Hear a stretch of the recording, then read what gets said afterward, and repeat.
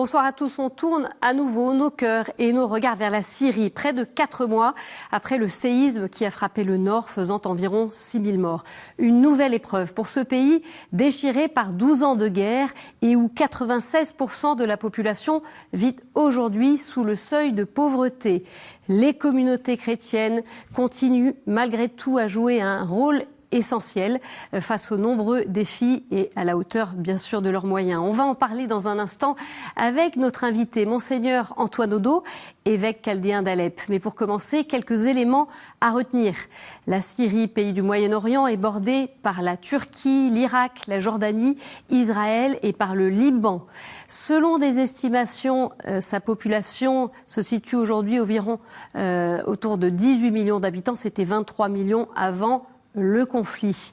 Sur le plan religieux, l'islam représente autour de 94%, dont 77% de sunnites et 12% d'alaouites. Les chrétiens, eux, qui étaient autour de 6% en 2011, ne seraient plus que 3% aujourd'hui. Tout de suite, je retrouve notre invité.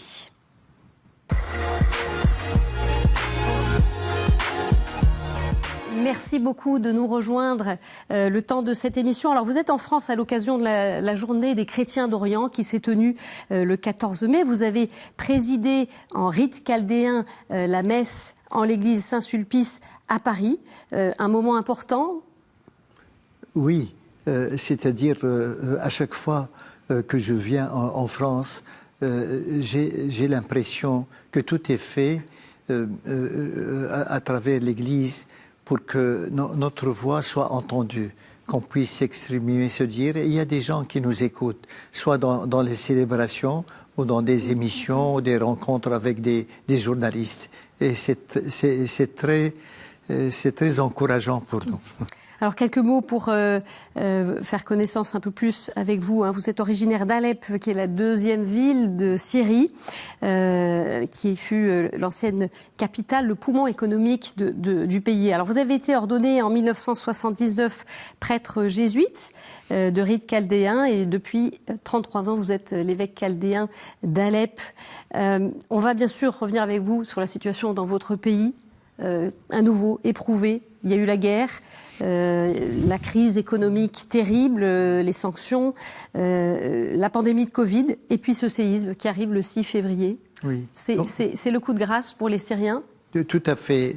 Toujours quand on en parle, on dit 12 ans de guerre, 3 ans de pandémie et ce séisme, un coup de grâce, pas seulement au niveau des dégâts matériels, mais surtout au niveau du choc psychologique que tout le monde a vécu. Ça, vous le voyez comment, ça, Père? Je le vois parce que j'ai vu les gens sortir de leur maison, se tasser dans les rues sous la pluie, en pleine nuit, avec des enfants en pyjama, des bébés, et c'est très très touchant.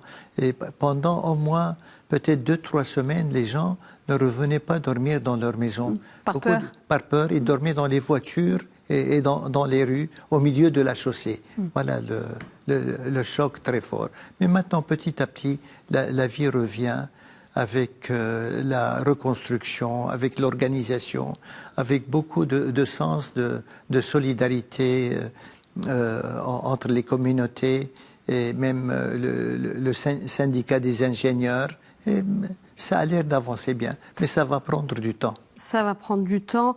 Alors, votre ville, Alep, a été la plus touchée avec environ 750 victimes, 50 bâtiments qui se sont effondrés. Le Conseil des églises du Moyen-Orient a mandaté des ingénieurs pour vérifier l'état des logements et renforcer les immeubles fragilisés. Le docteur Nabil Hadès, professeur à la faculté de génie civil de l'université d'Alep, nous explique ce travail. They have average damage, not a strong damage. And actually, we are doing now, we will reach about 40 buildings, the target of our work, but we are still in the middle of the way, on the way.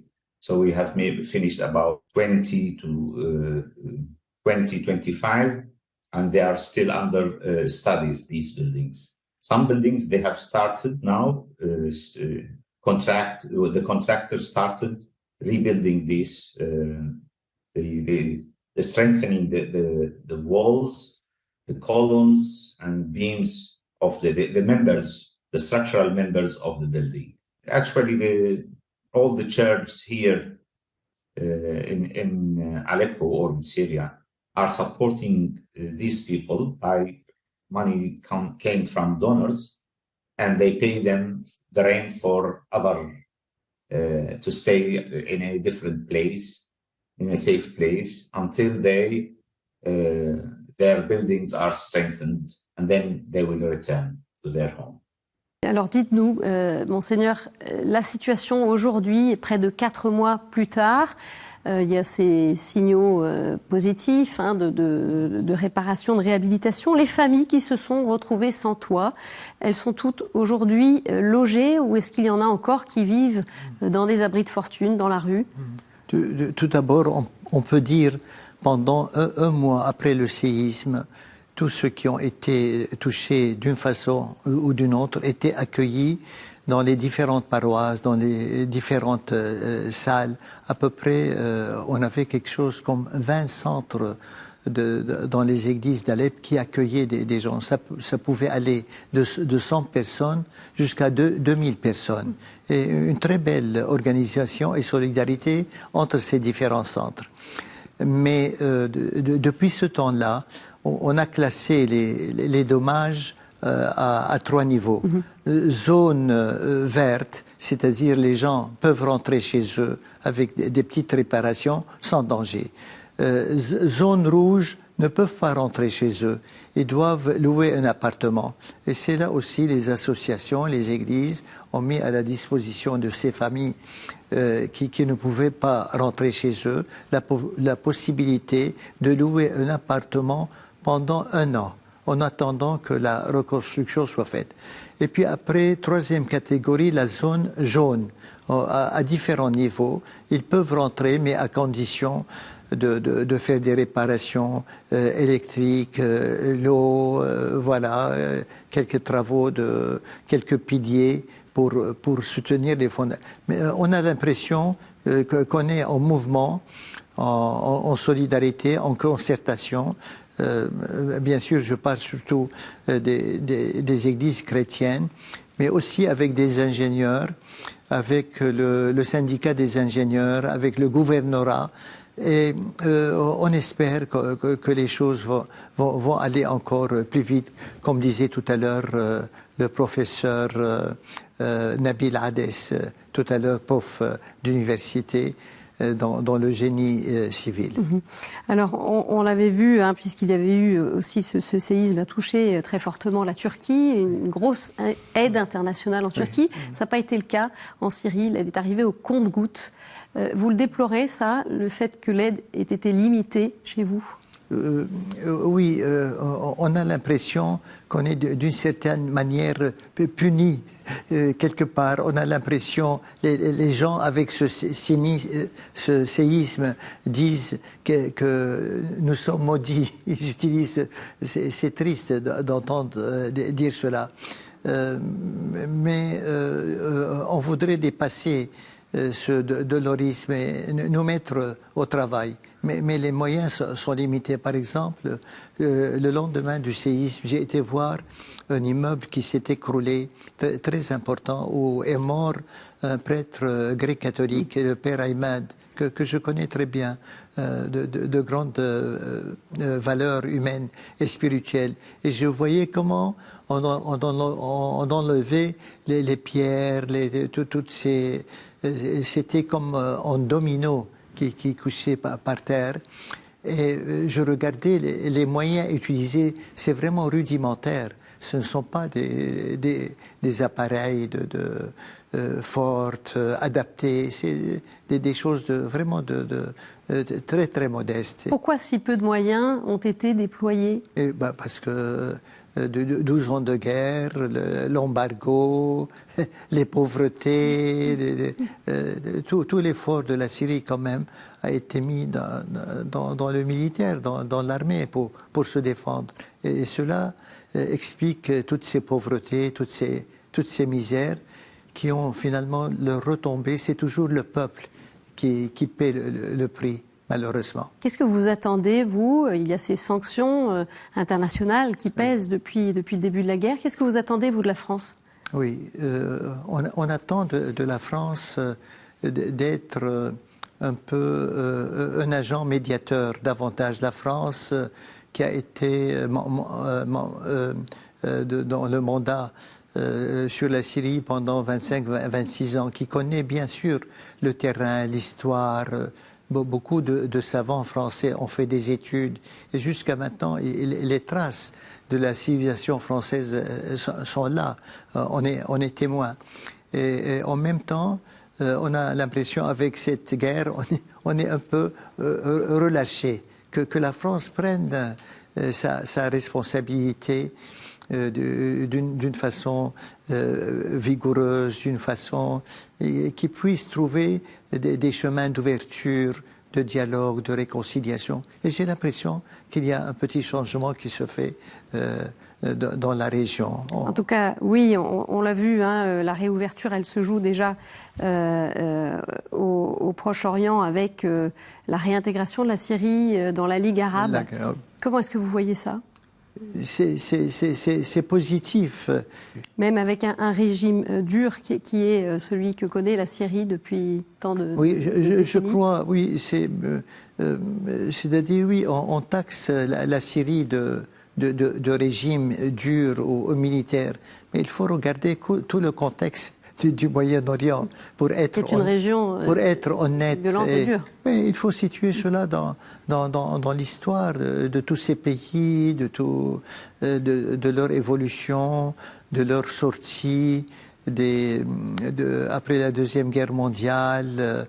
Et puis après leur indépendance, il a fallu se reconstruire, se donner des constitutions. Ça prend du temps. C'est un pays, on le dit et on le sait, qui est extrêmement marqué par la pauvreté. Oui. Elle se voit comment? Comment est-ce qu'elle vous saute aux yeux, Monseigneur, la cette pauvreté, ouais. Voulez-vous dire, je marche dans la rue, je vois des enfants autour des poubelles. Je marche dans les rues, je vois de jeunes femmes avec des bébés sur les bras en train de mendier.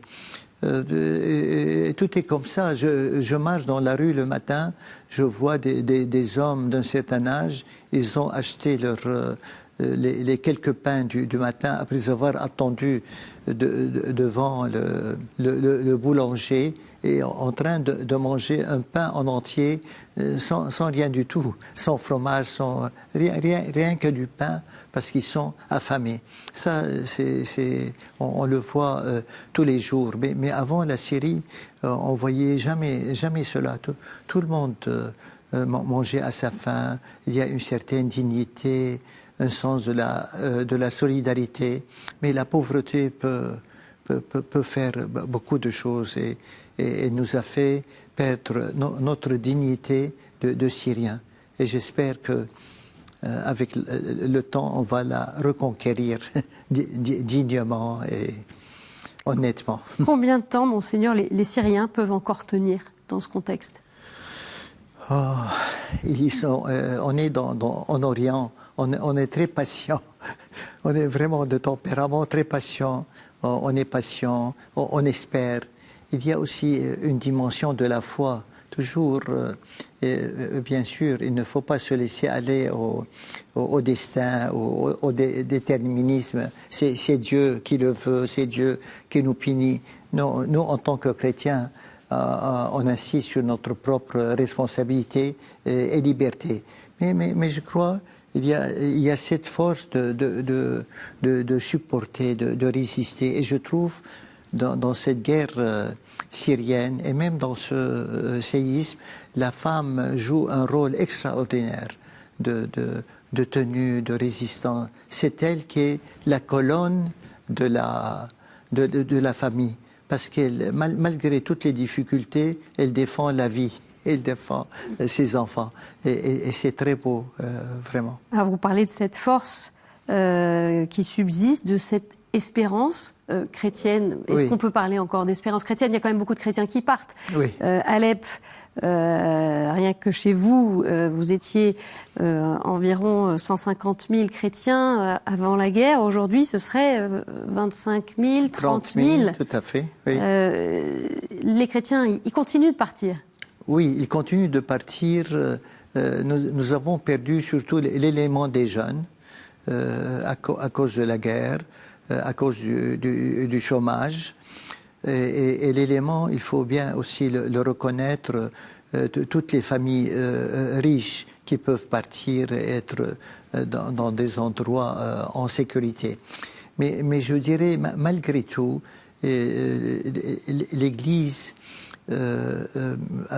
fait confiance à cette petite minorité qui reste.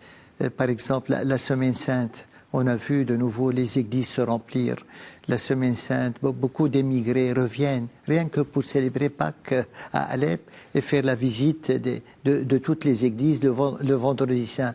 On a comme des signes d'attachement que ça ne peut pas finir. Cette histoire de la présence chrétienne, et moi j'insiste beaucoup, Stéphanie, nous sommes une chrétienté arabophone. Ça, il faut que l'Occident le comprenne, et la France même. Pourquoi vous tenez à le préciser? Je tiens à le préciser parce que vous faites partie nous font partie de cette culture. Nous pouvons vivre avec les musulmans avec respect, comme des voisins. Malgré les difficultés, on peut faire sens dans une société qui aussi cherche à entrer dans la modernité.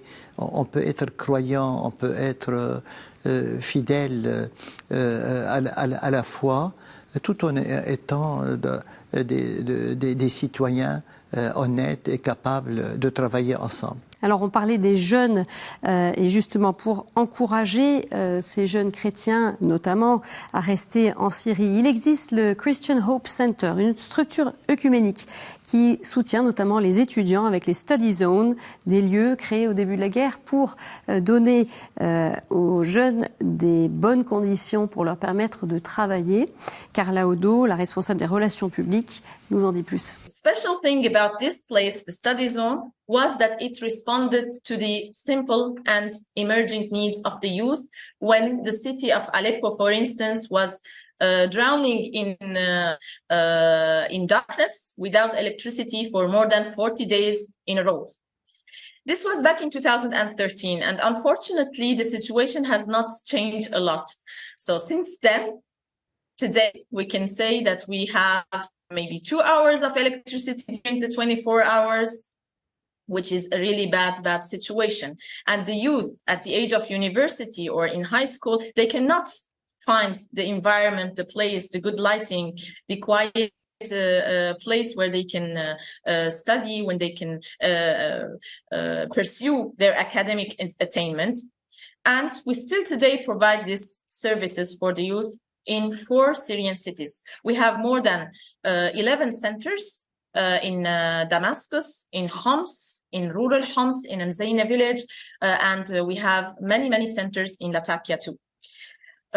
You could see the youth gathering and waiting actually for having a place or an opportunity to study in the study zone during the exams. It could get really crowded, and that shows the great need for these services that are lacking in every house. Voilà, Carla Odo, Carla Odo, qui est votre nièce, hein, vous l'avez dit pendant la diffusion. Monseigneur, Alep, 2000 jeunes de 18 à 30 ans qui restent à Alep aujourd'hui, c'est peu. Il y en a 2-3 par semaine qui continuent à partir. Est-ce que, voilà, on a vu ces signes d'espérance, les étudiants qui peuvent poursuivre leurs études, un centre qui est aussi en lien avec l'Église. Voilà, c'est quoi la responsabilité des églises en Syrie aujourd'hui pour permettre aux jeunes, aux chrétiens, de rester sur place? Est-ce qu'il y a un travail, une urgence qui doit se mettre en place? Je crois, si on peut trouver des opportunités de travail, ces jeunes vont rester parce qu'ils sont attachés à leur pays. Et on espère, avec la fin de la guerre, le service militaire ne sera pas prolongé. Parce que le service est très long, c'est 9 ans de service obligatoire. Parfois 10 ans, oui, c'est ça, oui. À cause de la guerre, mais les choses, on espère, vont changer. Donc, notre espérance, moi ça c'est ma conviction, on va tout faire pour que même un petit reste puisse rester. Et à partir de là, on va continuer. Mais pour que ce petit reste puisse rester, je crois qu'il faut un enracinement profond dans la foi. Cet enracinement dans la foi fait sens. Il donne un sens à la vie. Pourquoi je suis là? Pourquoi je fonde une famille? Pourquoi je suis capable de vivre dans cette société et promouvoir un vrai sens de la citoyenneté? Moi, je crois il incombe aux chrétiens cette responsabilité de sens, d'ouverture, même si on est peu nombreux ou plus nombreux, mais on pourra reprendre et être présent et vivant. Merci beaucoup, Monseigneur Odo, pour ce témoignage. On continuera à suivre, bien sûr, ce qui se passe en Syrie. On poursuit tout de suite avec quelques autres infos dans le monde.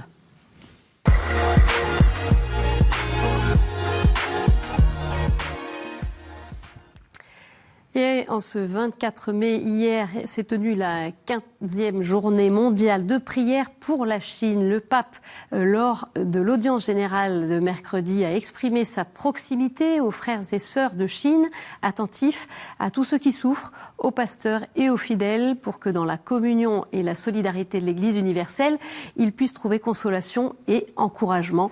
Un message qui intervient dans un contexte de relations plus tendues ces derniers mois entre la Chine et le Saint-Siège. Un nouveau prêtre assassiné au Mexique. Selon la presse locale, le père Javier Garcia Villafana, prêtre dans l'État du Michoacán, au centre du pays, a été retrouvé mort le 22 mai sur l'autoroute, tué par balle. Une enquête a été ouverte en solidarité avec l'archidiocèse de Morelia, la capitale de cet État. La conférence épiscopale du Mexique a énergiquement condamné cet acte. Selon l'aide à l'Église en détresse, depuis 2012, 34 prêtres ont été assassinés au Mexique. C'est l'un des cyclones les plus violents qu'ait connu la Birmanie, 10 jours après le passage de Mocha sur l'ouest du pays et qui aurait fait 148 morts selon la junte. L'aide internationale peine à arriver. L'Église de Birmanie, avec le soutien de Caritas, reste mobilisée. Nous avons pu joindre Monseigneur Alexander Pioncho, l'évêque de Puey, situé dans la région de Bago, dans le centre du pays. 4 de ces prêtres ont pu se rendre ces jours-ci dans des zones touchées et aider 55 familles. On l'écoute. The areas were covered by the sea water. At the moment, I would say what we need to help them is for the shelter. So that is the first thing that they need. Unless they have a proper shelter, so it is hard for them to continue to live. And then secondly, the basic needs food, the rice and so on, all were washed away. So that's why they don't have food. And then the water also is the third things that they really need. So I really thank God, and I really thank to all the the donors, who assist us in our difficulties, and also only the prayers. With the prayers, so we can do. So that's why I want to ask you to pray for all of us. Thank you. 8 ans après la publication de l'encyclique du pape François pour prendre soin de la création, la semaine Laudato Si, qui s'achèvera le 28 mai, a pour thème « Espérance pour la Terre, espérance pour l'humanité ». Une semaine marquée par des événements rassemblant des catholiques dans le monde entier.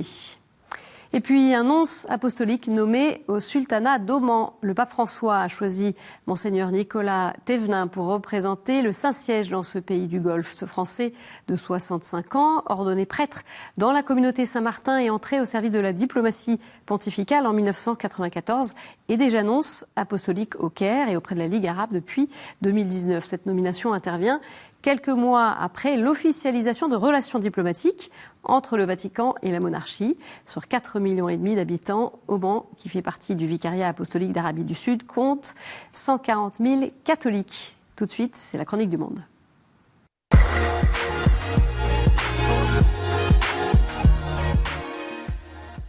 Et l'on retrouve Annabella Labèche, laïque catholique de Port-Louis à Maurice. Bonjour à tous, c'est avec joie que je vous retrouve pour cette chronique. Cela fait 7 ans que l'Église catholique à Maurice a mis en route un projet catéchétique diocésain baptisé Cléopas. Comment l'Église peut rester fidèle à sa vocation missionnaire? Comment continuer à transmettre les valeurs de l'Évangile dans un contexte multiculturel et multireligieux? Eh bien, voilà de quoi il s'agit avec Cléopas et qui donne les orientations nécessaires. Et l'éducation catholique est un axe essentiel de cette nouvelle pastorale. Les responsables ont fait preuve de créativité pour mieux rejoindre les jeunes. Ainsi, l'école catholique propose l'enseignement religieux aux élèves catholiques pour un nouvel élan à la transmission de la foi et offre un espace de rencontre et de dialogue aux élèves d'autres croyances. Un défi audacieux auquel collabore avec conviction la communauté scolaire. Le diocèse de Port-Louis croit dans une société multiculturelle et mise sur les jeunes pour se vivre ensemble en ligne droite avec l'Évangile qui prône la fraternité, l'ouverture d'esprit, le respect de l'autre, le partage, entre autres. Ces nouvelles matières de l'éducation catholique tendent justement vers un dialogue interculturel authentique, vrai et fécond. Et c'est ainsi que les élèves arrivés aux 4 dernières années du cycle secondaire cheminent ensemble dans cet esprit. Et cette manière de vivre, eh bien, va au-delà de la cour de l'école. Et c'est rassurant pour cette société mauricienne plurielle, à la fois belle et vulnérable, qui a besoin de construire sans cesse son identité. Merci Annabella, voilà c'est la fin de cette édition, merci de l'avoir suivie. Vous pouvez bien sûr la retrouver sur notre site et nos réseaux sociaux et je vous dis à jeudi prochain. Bonne soirée.